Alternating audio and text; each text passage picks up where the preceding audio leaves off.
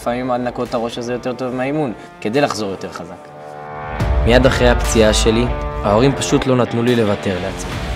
ויחד עם העקשנות שמאפיינת אותי, הדרך לבנות את עצמי פשוט זרמה באופן טבעי. מאז 7 באוקטובר אנחנו רצים בלב ובגוף אחד, לזכרם של הנרצחים ולמענם של החטופים. אין לי ספק שהתשובה הטובה ביותר היא פשוט להמשיך ולנוע קדימה. בוקר ה-7 באוקטובר אני הייתי בסין בתחרות. מעניין אותי לדעת איפה את היית בבוקר הזה. התרחיש הכי היום שלנו בקיבוץ בארי פשוט מתגשם. 7 שעות אנחנו שוכבים בשיחים. שאני כאן אומרת לעצמי, כאילו, תהי חזקה גם בשביל הילדים שלך, הם צריכים אותה חזקה. מאז כל מה שקרה, איך בעצם הספורט עוזר לך לבנות את עצמך מחדש? החזרתי חזרה את קבוצת הריצה של בארי. העיקר לצאת. יש גם מסר של אנחנו ביחד, אתם לא לבד. זה יופי.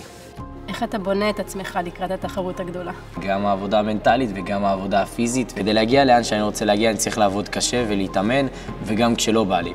אבל אם אני יודע שאני עכשיו רוצה יומיים חופש כדי לנקות את הראש, לפעמים לנקות את הראש הזה יותר טוב מהאימון, כדי לחזור יותר חזק.